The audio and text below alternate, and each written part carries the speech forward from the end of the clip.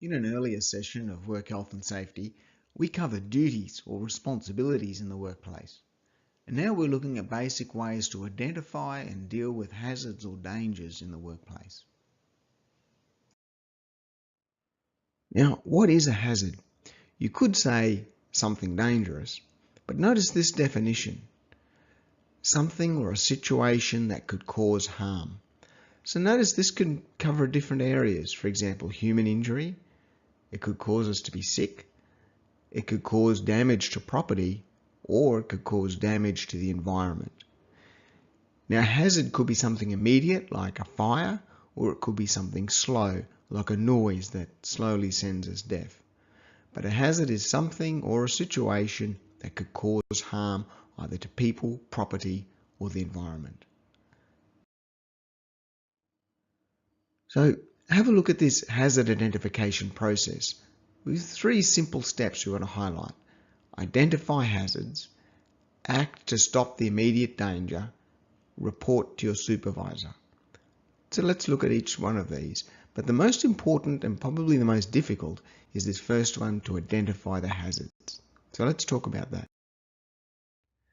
Now, one way we can identify hazards is the energy concept. So ask yourself, where is the energy? Let's look at some examples. Which one do you think this is? Well, it's electricity. What about this one? Well, that's heat. Now notice that heat includes fire, but it could be more than that. For example, a hot pipe or hot water. What about this one? Machinery. So for example, machinery has pinch points which can grab clothing or parts of our body. This one? That's radiation, which is not just nuclear, of course, but it includes solar from the sun or microwaves, for example. This one? Chemical. This one? That represents noise. This one? That's gravity. Now, without gravity, we wouldn't slip, trip, or fall, would we? So gravity is an important source of energy. And finally, what do you think that one is? Well, we call that psychosocial. That's stress or human behavior. And there is one more, and that's biological risks. So these are all different areas that can be a hazard in the workplace. So by focusing on where's the energy, that can help us to identify where the hazards are. Okay, so let's practice. Ask yourself, where is the energy? Now you might like to pause now and think about it before I tell you the answer. Okay, let's look at some. First, there's gravity, of course. That clown could fall down. Now, also, what about the machinery with the battery drill?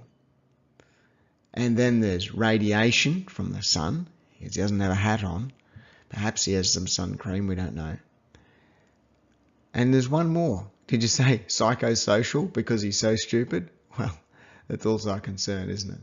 There's some examples. Remember the hazard identification process? There were 3 steps. We've identified the hazards. We need to act to stop the immediate danger. Hey mate, what are you doing? Let me help you get down. Let's do something safer. And then what was the 3rd step? Report to your supervisor. Note that this is a legal requirement to report hazards. Let's look at another example. Here, let's try this. Now, again, you might like to pause now and think about it before I tell you the answer. Where's the energy? First, of course, is the machinery. But did you say body strain? What about the noise? There's other things that don't exactly fit the energy concept too. Things like dust and sharps, for example, from the machine needle. But the energy concept will help you with most situations. Okay, so let's take this a bit further and look at what we can do to reduce the risk of a hazard hurting someone or damaging something. Now, remember, we can't get rid of all the risks. Even if we only stayed in bed, well, that's risky too. So we need to manage or control the danger. So let's see how we can do this. This is the hierarchy of control, and we work through from the top to the bottom. Elimination, substitution, isolation, engineering, administration, and PPE. These are the priorities when controlling work health and safety risk.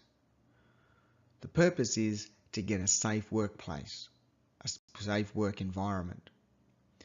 One way to remember it is ESIEAP, the acronym. Every Sunday I eat apple pie. So we can remember the hierarchy of control. Every Sunday I eat apple pie. Now let's break these down one at a time. Elimination means we want to try and stop the activity, remove equipment if we can. This gives the best results and should be used wherever practical. This creates a truly safe workplace. The next best is substitution, scheduling work when there's less people around, swapping a chemical from something dangerous to something less toxic. Again, this is focusing on creating a safe workplace. Isolation, this is physical fencing or barriering restrictions around perhaps electrical or separating chemicals.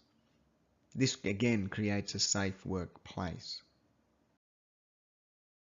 Next, there's engineering controls, guardrails, scaffolding, lanyards or fall arrest equipment, ventilation systems for chemicals, extraction fans for fumes and dust. Again, this is focusing on creating a safe workplace. Now we're moving to administrative. This moves from the physical things to more relying on the people. Because there's no physical barrier here, it relies on behaviour. The focus is on the person. This is signage, permits, licenses, those sorts of things. And finally, PPE. This focuses on the person, so it's the last and least effective option. Elimination gives the best results and should be adopted first over other control measures wherever possible. So here's that hierarchy of control again. Every Sunday I eat apple pie. And again, our priorities start from the top. We want to create that safe work environment, the safe workplace. So what do you need to do? Create a safe workplace by number 1, identifying hazards. Number 2, act to stop the immediate danger. 3, report to your supervisor. Don't forget to complete the short test below, and thanks for joining us. One last thing, we'd love to hear your comments, so send us an email to feedback@learningsphere.com.au with your thoughts.